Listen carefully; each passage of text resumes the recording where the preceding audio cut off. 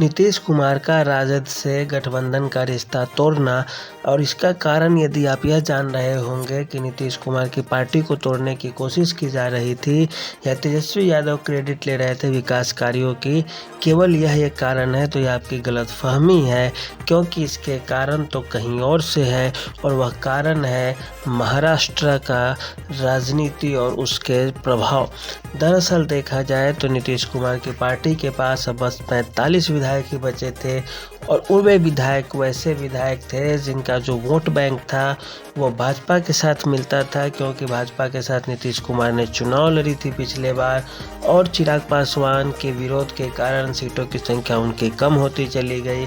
अब यह स्पष्ट हो गया था कि नीतीश कुमार की पार्टी को तोड़ने की कोशिश लोकसभा चुनाव के आसपास की जा सकती है, और यह कोशिश होने वाली थी लोकसभा चुनाव के बाद, जब भाजपा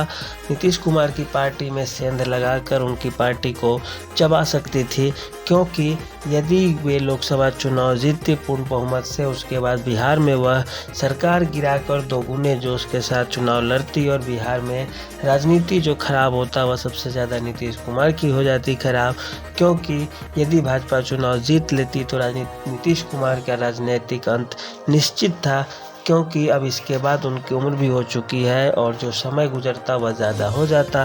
क्षेत्रीय दलों की बात करें तो भाजपा उन्हें तोड़ने में माहिर समझी जाती है, क्योंकि कोई भी क्षेत्रीय दल या छोटा दल तभी तक सुरक्षित रह सकता है जब तक कि उसके भाजपा के साथ गठबंधन है। महाराष्ट्र में क्या हुआ, शिवसेना थी, जैसे ही उद्धव ठाकरे के नेतृत्व में शिवसेना काम करने लगती है, क्योंकि इससे पहले बाला साहब ठाकरे थे तो उस समय बात कुछ और थी। उद्धव ठाकरे आते हैं, उसके बाद एक शिंदे गुट तैयार हो जाता है शिवसेना में, जो उद्धव ठाकरे के नेतृत्व को बर्दाश्त नहीं करता है, और स्थिति यह होती है कि उद्धव ठाकरे खुद अकेले थकेले पड़ जाते हैं, और जो उनका एकनाथ शिंदे गुट है वह मुख्यमंत्री बन जाता है। भाजपा सहयोग भी कर देती है।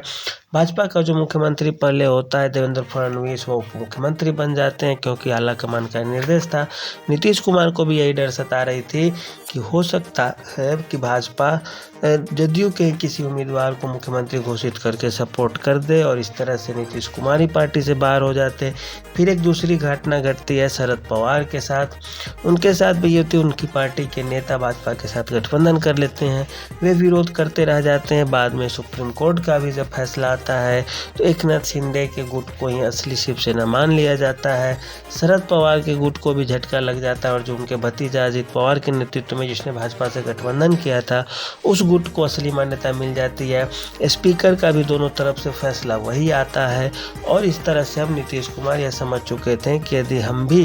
कुछ इस तरह से करें, भाजपा से ज़्यादा दूर रहे, तो हमें नुकसान उठाना पड़ सकता है। और बात लोकसभा चुनाव की थी, तो लोकसभा चुनाव में भाजपा का जो टक्कर है राजद और कांग्रेस से बिहार में कहीं भी नहीं दिखता है, क्योंकि चुनाव एक तरफा होने लगता है। इसी कारण नीतीश कुमार ये समझे कि यदि 40 सीटों में से ज़्यादातर सीटें यदि भाजपा जीत लेती है तो इसे नीतीश कुमार तेजस्वी यादव के गठबंधन को मत समझा जाएगा कि जनता ने नकार दिया, और इसी को आधार बनाकर फिर विधानसभा चुनाव में भी इसके गलत परिणाम भुगतने पड़ सकते थे। यही कारण है नीतीश कुमार ने सोचा कि यदि भाजपा के साथ चुनाव लड़े तो भाजपा को भी फायदा होगा। इसी कारण दोस्ती की यदि बात आगे बढ़ाई जाएगी तो भाजपा स्वीकार भी कर लेगी, और हुआ भी कुछ ऐसा ही, और स्थितियां ऐसी बनी कि भाजपा को भी फायदा हो जाता है कि नीतीश कुमार के आने से। नीतीश कुमार के वोट बैंक की बात की जाए व्यक्तिगत रूप से, उनका 7 से 8%, 10% तक कुछ क्षेत्र में कहा जा सकता है उनका अपना व्यक्तिगत वोट है, और वह वोट यदि भाजपा को मिल जाता है तो भाजपा का जो वोट प्रतिशत है वह काफ़ी आगे निकल जाता है और बढ़ जाता है। दोनों दलों के साथ वही थी 16-17 वर्षों की अच्छी खासी राजनीतिक अनुभव रहे हैं दोनों पार्टियों के, और यही कारण है कि उन्होंने आधार बनाकर एक साथ भी हुआ। अब नीतीश कुमार के पास बस एक ही उपाय था कि यदि भाजपा से मिलते हैं तभी जनता दल यूनाइटेड को टूटने से बचाया जा सकता है, क्योंकि यदि नहीं मिलते उधर रहते तो भाजपा तोड़ ही देती। बच्चे खुचे जो होते वो राजद के नेतृत्व को स्वीकार कर लेते, और यह बात है कि यदि भाजपा के साथ हो गए तो अमित शाह जैसा आदमी, जिन्हें चाणक्य कहा जाता है राजनीति का, वह नीतीश कुमार को मुख्यमंत्री बनाने के लिए रात के 3-4 बजे तक जगे रहते हैं और पूरा रणनीति बनाते हैं। विधायकों का इधर से उधर करना, तोड़ मरोड़ करना, किस तरह से कहाँ पे कैसा दबाव डालना है वह करके आखिरकार नीतीश कुमार को मुख्यमंत्री बना ही देते जाते हैं और जदयू को टूटने से बचा भी लेते हैं। तो इस तरह से जो राजनीति हुई है वह केवल भाजपा के सहयोग से ही हो सकती थी, दूसरी कोई पार्टियां इसके लिए काबिल न थी और योग्य न थी।